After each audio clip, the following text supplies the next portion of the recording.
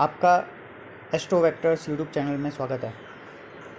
Viewers, मुझे काफ़ी email मिले हैं मेरे ऑफिशियल ईमेल आईडी astrovectors@gmail.com पे, जिसमें आप में से काफ़ी लोगों ने चिंता जताई है कि क्या मेरी कुंडली में किसी तरीके का जॉब लॉस है या कोई अपॉर्चुनिटी लॉस है मेरे ऑर्गेनाइजेशन में। तो मैं आपके समक्ष एक ऐसी कुंडली अभी प्रस्तुत करने वाला हूँ जिसमें इस व्यक्ति का जॉब लॉस पास्ट में भी हुआ है और अभी भी जॉब लॉस होने ही वाला है, उसे इंडिकेशन मिल गया है और काफ़ी इंसल्ट भी हो रहा है, काफ़ी ब्लेम्स उस पर आ रहे हैं। तो इस तरीके की कुंडली जब होती है तो क्या कॉम्बिनेशंस होते हैं ये मैं आपको दिखाने वाला हूँ। बिल्कुल आप घबराइए मत। आपकी कुंडली में ये कॉम्बिनेशंस अगर थोड़े समय के लिए है तो ये एक क्रिटिकल फेज़ है जो पास हो जाएगा, पर ये कॉम्बिनेशंस अगर लंबे समय तक रहेंगे तभी आपकी कुंडली में जॉब लॉसेस होते हैं।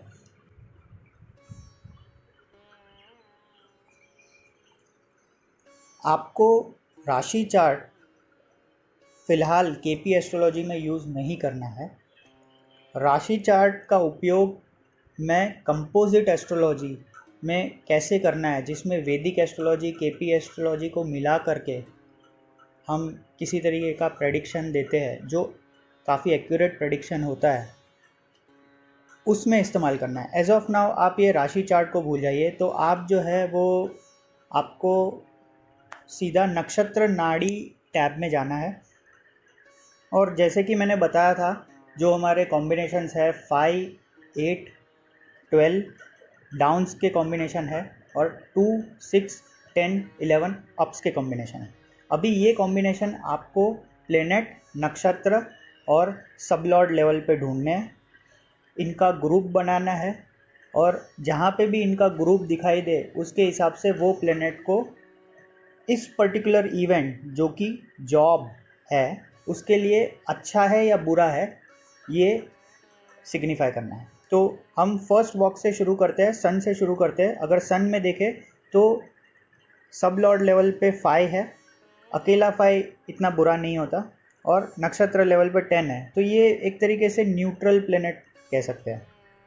मर्क्यूरी प्लेनेट को देखें तो सब लॉर्ड लेवल पे 5, 8 है, नक्षत्र लेवल पे 12 है, तो 5, 8, 12 पूरा कॉम्बिनेशन बन रहा है। पूरा कॉम्बिनेशन ज़्यादा ताकतवर होता है और 2, 6, 11 भी बन रहा है, तो एक तरीके से मिक्स है। पर क्योंकि पूरा कॉम्बिनेशन बन रहा है तो मैं यहाँ मर्क्यूरी को नेगेटिव कहूँगा।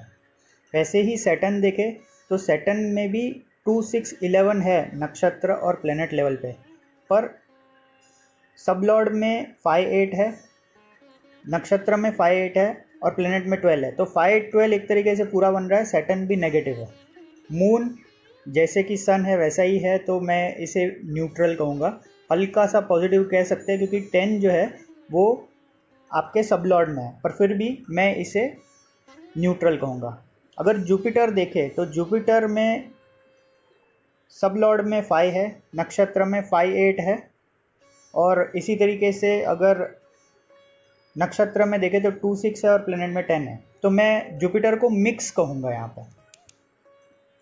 राहु को अगर देखें तो राहु में भी 6, 6, 6 जो है वो सब लॉर्ड नक्षत्र प्लेनेट लेवल तक है और 5 जो है वो भी सब लॉर्ड नक्षत्र प्लेनेट लेवल तक है, पर यहाँ पे 5, 8 जो है वो प्लेनेट लेवल पे आता है, तो इसलिए इसकी स्ट्रेंथ काफ़ी कम है। मैं इसे स्लाइटली अबव एवरेज कहूँगा। मार्स जो है वो यहाँ पे एक्सीलेंट है कि 10, 10 सब लॉर्ड में है और नक्षत्र में जो उसे स्ट्रेंथ दे रहा है, और 2 जो है वो प्लेनेट लेवल पे है, तो पूरी स्ट्रेंथ मिल रही है। और 8 अकेला, जैसे कि मैंने पहले कहा था कि इतना ज़्यादा नुकसान नहीं करता, तो मार्स एक्सीलेंट है। वीनस अगर देखने जाए तो 5, 8 सब लॉर्ड लेवल पे है जो ख़राब है, 2, 6 भी सब लॉर्ड, 2, 6 को 10 का सपोर्ट मिल रहा है, 5, 8 को कोई सपोर्ट नहीं मिल रहा है, और 5, 8 प्लेनेट लेवल पे है जो सब लॉर्ड के 5, 8 से मिल नहीं पा रहा है, तो इसलिए मैं यहाँ वीनस को मिक्स कहूँगा, पर फिर भी मैं इसे बिलो एवरेज कहूँगा क्योंकि 5, 8 दो बार रिपीट हो रहा है। केतु को भले ही 2, 6, 11 प्लेनेट और नक्षत्र में हो रहा है, और प्लेनेट और नक्षत्र को ज्वाइन करें तो 5, 12 भी हो रहा है, जो ख़राब है, इसलिए मैं इसे नेगेटिव कहूँगा। तो अगर नेगेटिव प्लेनेट देखें तो मर्क्यूरी है, सैटर्न है, केतु है। न्यूट्रल प्लेनेट देखें तो सन है, मून है। एवरेज प्लेनेट देखें तो जुपिटर, राहु, वीनस है। वीनस को फिर भी मैं हल्के से नेगेटिव की तरफ लूँगा। Mars excellent planet. तो इस तरीके से हमने सारे प्लैनेट्स को पॉजिटिव या नेगेटिव इस पर्टिकुलर इवेंट के लिए है, ये हमने आइडेंटिफाई कर लिया है। अब हम जाएंगे दशा में, और इनकी सन की दशा में मर्क्यूरी की भुक्ति चल रही है जुलाई 2020 तक। सन की दशा में केतु की भुक्ति चलेगी दिसंबर 2020 तक, और सन की दशा में शुक्र की भुक्ति चलेगी दिसंबर 2021 तक।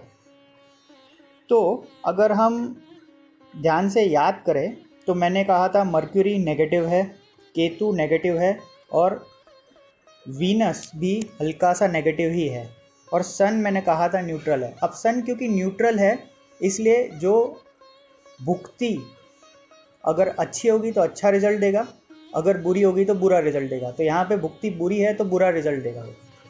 तो इसीलिए एज ऑफ नाउ इनकी सिचुएशन ये है कि उनको पिंक स्लिप दी जा सकती है, या उनको अपने प्रोजेक्ट से हाथ धोने पड़ सकते हैं।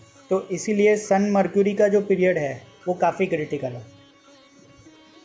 इसी तरीके से सन केतु का पीरियड भी है, वो भी काफ़ी क्रिटिकल रहेगा, जो सेकेंड हाफ ऑफ 2020 में आएगा।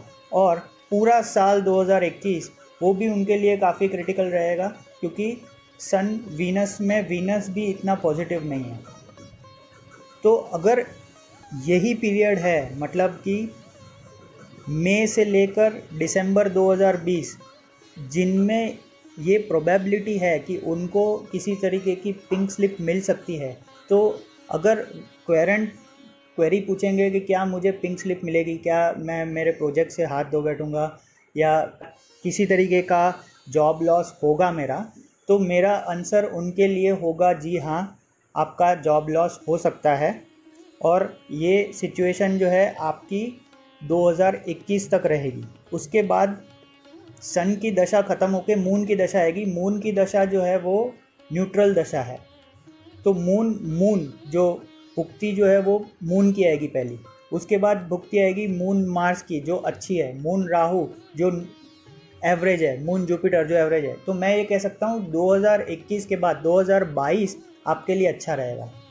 तो इस तरीके से हम प्रेडिक्ट कर सकते हैं। और मीनवाइल अगर वो किसी तरीके की रेमेडी मांगे तो जो दशा चल रही है और जो उनका 10th लॉर्ड है उसकी हम रेमेडी कह सकते हैं। तो आप जो है उन्हें सूर्य अर्घ्य करने के लिए कह सकते हैं गायत्री मंत्र के साथ, और उन्हें आप ये कह सकते हैं कि क्योंकि जुपिटर उनका 10th लॉर्ड है तो आप उन्हें कह सकते हैं कि आप विष्णु सहस्त्रनाम करें। आशा करता हूँ आपको ये क्विक एग्जाम्पल अच्छा लगा होगा। ऐसे और भी एग्जाम्पल्स मैं आपके लिए लाता रहूँगा जिससे आपको नाड़ी या केपी एस्ट्रोलॉजी सीखने में मदद मिले। Thank you.